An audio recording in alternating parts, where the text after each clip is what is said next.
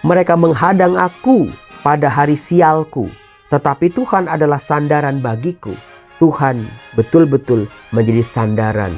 Saat tidak ada satu orang pun yang bisa menjadi sandaran kita, saat gak ada satu barang pun, satu rupiah pun yang bisa kita andalkan sebagai sandaran, Tuhanlah sandaran bagiku. Bagus nggak? Bagus, Romo. Salam damai sejahtera saudara-saudaraku yang terkasih, pencinta firman Tuhan. Berjumpa kembali dengan Bible Learning with Father Joseph. Saudara-saudaraku, bagaimana kabar Anda hari ini? Doa saya untuk Anda hari ini adalah semoga Anda dan keluarga Anda dalam keadaan sehat. Sehat jasmani, sehat juga rohaninya. Hati-hati saudara, kita sudah mulai memasuki musim pancaroba. Tapi jangan lupa saudara-saudara, jangan badannya saja yang dipelihara, yang diperhatikan dengan skincare, vitamin, segala obat-obatan. Tapi juga jiwanya, rohaninya, itu juga harus diperhatikan. Dengan cara apa, Romo? Dengan doa dan sabda. Maka dari itu, pada video kali ini saya menawarkan obat-obatan, vitamin-vitamin yang sangat dibutuhkan oleh rohani dan jiwa kita. Mari kita angkat saudara-saudara tema tentang seorang pribadi, tokoh utama dalam perjanjian lama yang menjadi pemimpin raja bagi bangsa Israel di zaman kejayaannya. Siapa lagi kalau bukan Raja Daud. Tema tentang Daud yang mau saya angkat adalah bagaimana akhir hidupnya. Anda tahu nggak akhir hidup Daud? Banyak orang taunya, oh Daud itu anak gembala, Daud dimusuhi sama Saul, Daud tidak membenci, Daud banyak musuhnya. Bahkan musuhnya itu dari anak-anaknya sendiri, dari keluarga Saul. Dia sampai dilempari batu, dikata-katain, dicaci maki. Belum lagi dari musuh-musuhnya dari bangsa-bangsa asing yang selalu mencari-cari kelemahan Daud. Belum lagi misalnya musuh yang paling besar itu namanya Goliat. Itu ternyata semuanya menjadi kisah dari hidup Daud yang ternyata tidak mudah, penuh liku. Meskipun dia sudah jadi raja, dia itu hidupnya juga jalannya terjal. Jadi saudara-saudara, di balik tokoh besar, nama besar seperti Daud ini, pribadi yang katanya memenangkan hati Tuhan terpikat padanya, raja yang paling agung, raja yang paling besar, ternyata jalan hidupnya juga tidak baik-baik saja. Tapi mengapa orang yang hidupnya tidak baik-baik saja, penuh liku, penuh tantangan, kok bisa menjadi tokoh besar? Tokoh yang menjadi idaman bagi orang Israel. Apakah Anda tahu, sampai detik ini tidak ada orang atau pemimpin yang lebih besar daripada Daud? Bayangin coba, ada sedemikian raja-raja, mulai dari Saul, Salomo anaknya sendiri, bahkan Yerobeam, Rehabeam, nanti di kitab 2 raja-raja. Ada begitu banyak nama-nama raja ditulis di situ. Tidak ada satupun yang mendekati Daud aja, tidak saudara-saudara. Dari sisi sifatnya, sikapnya, kedekatan dengan Allah, bagaimana mengandalkan Allah sebagai kekuatan, relasinya dengan Allah, tidak ada satupun. Romo, kok Romo tuh memuji Daud sedemikian hebatnya? Ya iya benar, karena orang-orang Israel itu belum pernah mencapai kejayaan yang pernah dicapai oleh Daud kok. Sampai saat ini. Karena waktu di zaman Raja Daud itu memang kemuliaannya, kekayaannya, atau kemenangan demi kemenangan, kejayaannya itu gak pernah bisa didekati oleh raja-raja seterusnya. Maka orang-orang Israel di zaman Yesus pun kalau kita lihat ya, mereka sangat mendambakan dipulihkannya kerajaan Daud. Nah, saudara-saudaraku, memang Daud itu punya raja nama besar, prestasi yang hebat, sifatnya juga hebat, tidak pendendam, tidak membenci, tidak membalas kebencian dengan kebencian. Dia menangis ketika musuh-musuhnya hancur. Dia menangis ketika anaknya yang mau menghabisi nyawanya itu habis atau meninggal. Dia nangis, dia sedih. Terhadap Saul, Jonathan, dia juga nangis. Padahal waktu itu Saul sedang mengejar-ngejar Daud bukan, tapi dia memang punya hati yang tidak bisa membenci. Siapa di sini di antara Anda yang Romo, kok Daud itu saya banget Romo? Saya tuh nggak bisa membenci Romo hidup saya ini. Mau dijahatin kayak sama orang kayak apapun, saya nggak bisa membenci. Saya selalu, ya udahlah Romo, dia kan juga manusia, punya kelemahan. Saya juga punya kelemahan Romo, gitu. Tapi saya tahu apa yang ada di pikiran Anda. Romo, sebesar-besarnya nama Daud yang Romo sanjung-sanjung, yang Romo puji-puji itu, bagaimana dengan Bathsheba? Iya Romo, itu tuh di 2 Samuel bab 11, bagaimana kejatuhannya dengan Bathsheba yang menjadi awal dari kehancurannya. Saudara-saudaraku yang terkasih, kalau kita membaca kitab suci, kita perlu memahami kenapa sih kitab itu, kisah itu ditulis dalam sebuah kitab. Saya sudah pernah mengatakan kitab suci Perjanjian Lama ditulis oleh generasi berikutnya. Dari tradisi-tradisi lisan, dari tradisi-tradisi tertulis yang terlepas-lepas, pada akhirnya nanti disatukan oleh generasi berikutnya. Generasi berikutnya mau belajar dari pendahulu-pendahulunya. Bukan belajar untuk mengulangi kesalahan, tapi mau belajar dari kesalahan mereka. Nah, saya pernah mengatakan juga kalau 2 Samuel bab 11 dihapus dari kitab suci, diambil gitu ya, kisah hidup Daud itu sempurna adanya. Tetapi kenapa generasi berikutnya menuliskan satu noda yang menjadi aib bagi raja mereka yang mereka junjung tinggi, yang mereka puja-puja? Tidak lain tidak bukan adalah supaya generasi berikutnya bisa belajar bahwa lihat loh, orang sehebat Daud, sedekat itu dengan Allah, tapi ternyata dalam dirinya juga masih punya kerapuhan, kelemahan, bisa jatuh dalam kesalahan. Itu yang pertama. Jadi orang tidak diajak untuk hebat, sampai dia lupa setiap orang punya kelemahan. Orang diajak untuk melihat kelemahan dalam dirinya, termasuk kelemahan dalam diri orang-orang di sekitarnya. Jangan cuma lihat hebatnya doang. Setiap orang punya sisi gelap. Setiap orang punya salibnya sendiri. Setiap orang punya pergulatannya sendiri. Dalam hal ini Daud kejatuhannya dengan Bathsheba. Supaya generasi berikutnya tidak mengulang kesalahan yang sama. Hati-hati loh, meskipun hebat, tetapi ketika kelemahan, titik lemahnya langsung terserang, bisa jatuh. Lalu yang kedua adalah setelah jatuh, ternyata Tuhan masih membuka pintu hatinya. Tuhan masih membuka tangannya untuk Daud ini karena Daud langsung bertobat. Ayo, siapa nabi yang diutus oleh Tuhan untuk mempertobatkan Daud? Dengan kisah orang kaya dan dengan orang miskin yang punya domba yang satu-satunya. Itu Romo, saya ingat Romo, namanya Nathan. Untungnya Daud begitu ditegur oleh Nathan, dia langsung sadar. Dia langsung bertobat. Dia langsung menyadari kerapuhannya. Dia langsung menyadari kesalahan dan dosanya. Siapa di sini yang sudah ditegur sama Tuhan berkali-kali melalui peristiwa, melalui kejatuhan, melalui orang-orang, tapi nggak pernah mau dengerin? Ayo, ada juga bukan?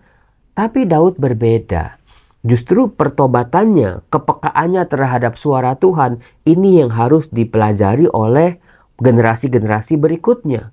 Peka terhadap teguran-teguran Tuhan. Jangan sok budek, sok tuli, nggak mendengar, atau lagi cuek bebek. Seperti yang kita temuin sekarang ini, ada banyak. Udah tahu dirinya buat dosa, tapi membuat aneka macam pembenaran. Udah tahu dia bersalah, nyewa atau bisa bayar pengacara-pengacara hebat yang mahal-mahal supaya dia tidak dihukum. Saudara-saudara terkasih, bagaimana ternyata dari kisah Daud kita bisa belajar banyak loh. Meskipun yang dikisahkan adalah kejatuhannya dengan Bathsheba yang memang dosanya sungguh sangat amat mengerikan. Banyak sekali dari 10 perintah Allah dilanggar oleh Daud. Tetapi untungnya orang ini, pribadi hebat ini mau bertobat. Dan juga saudara-saudara, kalau kita lihat ya, setelah pertobatan Daud, ternyata kan nggak selesai di situ saja. Daud harus menanggung konsekuensi dari dosanya, dari perzinahannya dengan Bathsheba. Bagaimana ternyata anak-anaknya harus berantakan, anak-anaknya saling menghabisi satu sama lain, bahkan dia dibenci oleh anak-anaknya sendiri. Itu konsekuensi dosa yang harus ditanggung oleh Daud. Saudara-saudaraku yang terkasih, sebetulnya gagasan Daud menanggung konsekuensi dari dosanya adalah gagasan yang satu level lebih tinggi. Kalau sebelumnya saudara-saudara, sebelum pembuangan, itu yang dosa itu rajanya, tapi yang dihukum adalah semua bangsanya. Kan nggak adil dong, bangsanya kan bisa jadi nggak berdosa. Tapi kenapa? Gara-gara dosa raja pemimpinnya yang dihukum semuanya. Tapi setelah pembuangan, saat tulisan-tulisan, tradisi-tradisi, kisah-kisah itu disatukan dan diolah, orang mulai berpikir, ternyata dalam relasinya dengan Tuhan, setiap orang harus belajar berani menanggung dosanya sendiri. Setiap orang harus bertanggung jawab terhadap dosanya sendiri. Meskipun sudah diampuni oleh Allah, sudah dipulihkan oleh Allah, tapi ingat saudara-saudara, ada yang namanya konsekuensi dosa yang harus dihadapi, lagi-lagi dengan kekuatan Tuhan. Kalau kita belajar saudara-saudara dari kisah Daud, bagaimana pribadi ini? Waduh, tanggungan dosanya nggak kira-kira. Anak perzinahannya dengan Batseba harus mati bukan? Kemudian nanti bagaimana konflik antara Amnon anaknya yang dihabisi oleh Absalom, anaknya Daud juga gara-gara Tamar diperkaos oleh Amnon. Jadi ini kisruh, betul-betul kisruh. Belum lagi nanti dengan segala hal yang merongrong Daud. Memangnya keluarganya Saul itu sudah move on? Belum. Sampai nanti akhir hidup Daud, keluarga Saul, keturunan-keturunannya yang lain dari Saul itu belum move on. Terus-menerus melontarkan kebencian demi kebencian dengan Daud ini. Meskipun kita lihat dalam hal ini Daud tidak berdosa terhadap Saul bukan? Tapi saudara-saudara terkasih, hati-hati dengan konsekuensi dosa. Dosanya diampuni sama Allah, iya. Manusia bertobat kepada Allah, iya. Manusia mau mencoba memperbaiki hidupnya, iya. Tapi ingat, ada konsekuensi-konsekuensi dosa yang tidak bisa ditutup sebelah mata, dipandang sebelah mata begitu saja. Ada konsekuensi-konsekuensi itu yang harus ditanggung, yang harus diselesaikan oleh orang-orang ini, oleh kita termasuk. Nah, yang mau saya angkat adalah bagaimana Daud menanggung konsekuensi dosa-dosanya. Ini penting. Ternyata Tuhan tidak meninggalkan Daud berjuang seorang diri untuk menyelesaikan dosa-dosa di masa lalunya ini. Daud dibantu oleh Tuhan. Tangan Tuhan ada bersama Daud. Satu persatu masalah-masalah Daud diselesaikan oleh Tuhan, ditopang oleh Tuhan, karena tadi pertobatan yang sungguh-sungguh, pertobatan yang mau menyelesaikan segala konsekuensi-konsekuensi dosa. Daud tidak protes kepada Allah, Daud tidak marah kepada Allah ketika keluarganya hancur-hancuran, ketika keturunannya berantakan, dia tidak marah sama Tuhan. Itu sebuah kerelaan yang saya sebut dengan pribadi yang selesai. Pribadi yang selesai termasuk selesai dengan masa lalunya, selesai juga dengan segala konsekuensi-konsekuensi dari dosa yang harus ditanggungnya. Daud menyelesaikan itu semua. Hal itu saudara-saudara bisa kita lihat dari nyanyian syukur Daud di akhir hidupnya. Ada di 2 Samuel bab 22. Hal itu juga dicatat dalam Mazmur bab 18. Jadi nyanyian syukur Daud di masa tuanya dimasukkan ke dalam kitab Mazmur, Mazmur bab 18. Itu Mazmur yang sama dengan nyanyian syukur Daud di 2 Samuel bab 22. Saya tidak membahas semuanya karena panjang sekali ya. Itu dari ayat 2 sampai ayat 51. Panjang sekali. Tidak cukup kalau saya sebut satu-satu. Saya akan mengangkat beberapa ayatnya saja. Misalnya dari awal. Bagaimana sih Daud memahami Allah? Ini penting nih. Saat jaya, saat bukan siapa-siapa, bagaimana Daud bisa memahami Allah? Allah yang seperti apa yang ada di benak Daud dalam segala lika-likunya.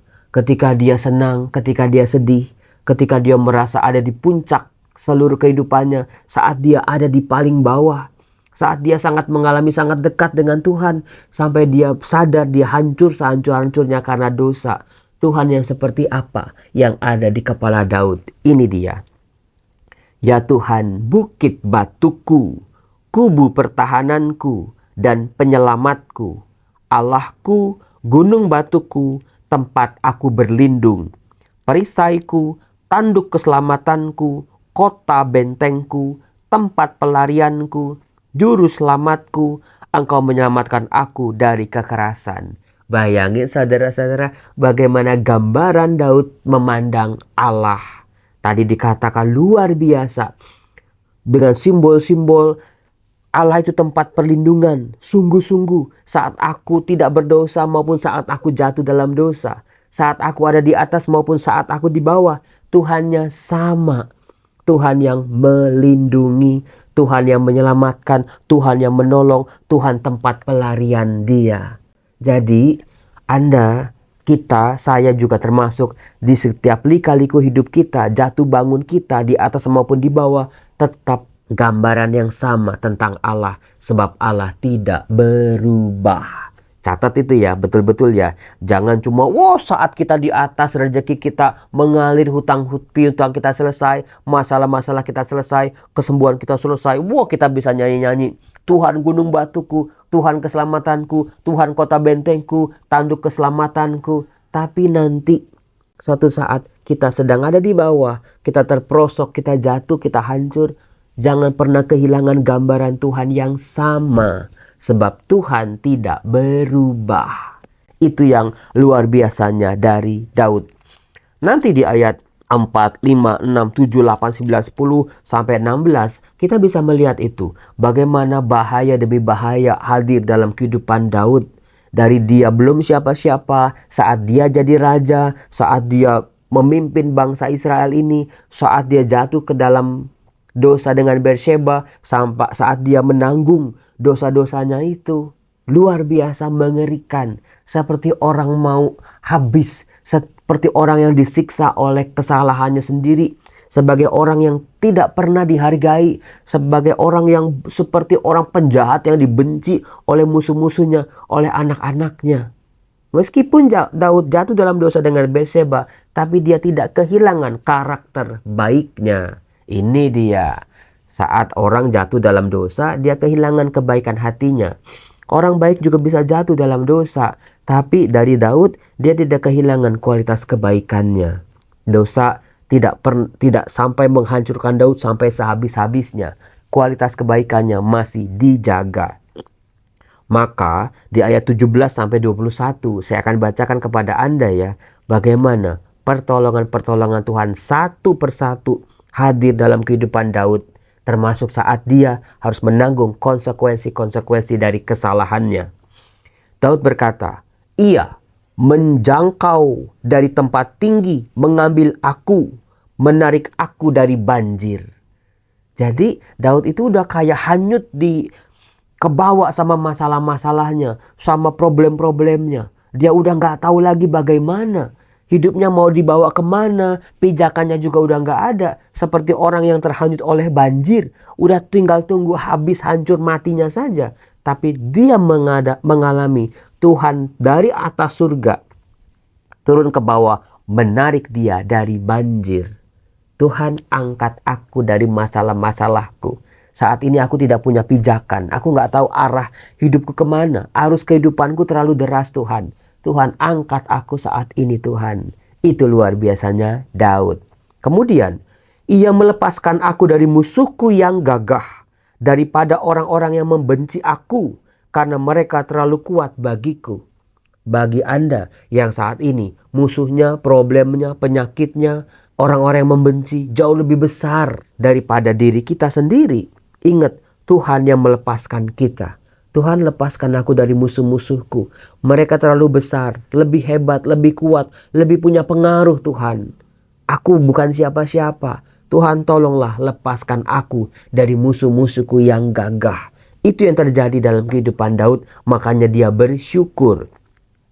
Dikatakan, mereka menghadang aku pada hari sialku, tetapi Tuhan adalah sandaran bagiku. Kalau kita lagi hebat diserang sama musuh, paling kita cuma ketawain bukan? Karena kita merasa ada di atas musuh-musuh kita. Tapi saat kita di bawah hari sialnya kita, wah udah orang tinggal nginjek-nginjek kita. Selama ini mereka hanya bisa iri, mereka memandang kita bagaimana saat kita jatuh. Udah, mereka seolah-olah balas dendam terhadap kesalahan yang tidak pernah kita lakukan. Iri hatinya mereka akan dibalas, mereka akan gosipin kita, nyebar-nyebar hoaks yang enggak-enggak, memfitnah kita dengan segala-galanya. Tuhan betul-betul menjadi sandaran. Saat tidak ada satu orang pun yang bisa menjadi sandaran kita, saat nggak ada satu barang pun, satu rupiah pun yang bisa kita andalkan sebagai sandaran, Tuhanlah sandaran bagiku. Bagus nggak? Bagus, Romo. Ia membawa aku keluar dari tempat lapang ke tempat lapang. Ia menyelamatkan aku karena ia berkenan kepadaku. Anda pernah nggak ada dalam kesesakan? Udah ada di dalam, seperti di dalam ruangan, sesak penuh, pengap gitu, nggak bisa nafas, gerah, panik juga, cemas juga karena gelap ruangannya, sumpek gitu. Seperti itulah kita dengan masalah-masalah kita. Tapi Tuhan membawa aku ke tempat yang lapang. Ia menyelamatkan aku karena ia berkenan kepada aku. Saat Daud jatuh, Tuhan masih berkenan kok. Bukan Tuhan berkenan saat Daud masih jadi anak gembala, jadi raja. Tapi saat jatuh pun Tuhan masih berkenan. Kalau enggak kan udah, ngapain Tuhan ngirim Nathan kepada Daud. Ketika Daud harus bayar semua konsekuensi dosanya, Tuhan masih berkenan kok. Tuhan berkenan dalam hidup kita karena kita berharga di matanya. Kemudian Tuhan memperlakukan aku sesuai dengan kebenaranku. Ia membalas kepadaku sesuai dengan kesucian tanganku. Sebab aku tetap mengikuti jalan Tuhan dan tidak menjauhkan diri dari Allahku sebagai orang jahat. Memang pernah jatuh, tapi jangan jadi orang jahat. Itu kata kuncinya, saudara-saudara, dari kisah Daud.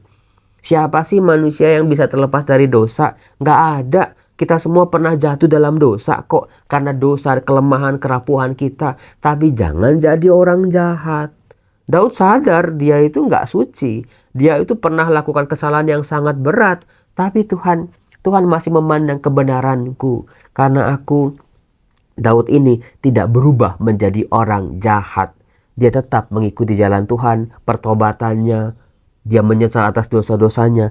Itulah yang akan menjadi keselamatan bagi Daud, yaitu keselamatan dari Allah. Saudara-saudara, belajarlah dari Daud menjadi pribadi yang selesai dengan dosa kesalahan di masa lalu, termasuk juga konsekuensi dosa yang kita tanggung saat ini. Jangan pernah berubah menjadi orang jahat. Tetap jadi pribadi baik, tetap punya hati yang baik, tetap jangan membenci, jangan membalas, jangan berubah di mata Tuhan. Biarlah Tuhan berkenan selalu di dalam hidup kita, karena kita berharga di matanya. Salam damai sejahtera, saya harus ngajar lagi. Tuhan Yesus memberkati. Bye-bye.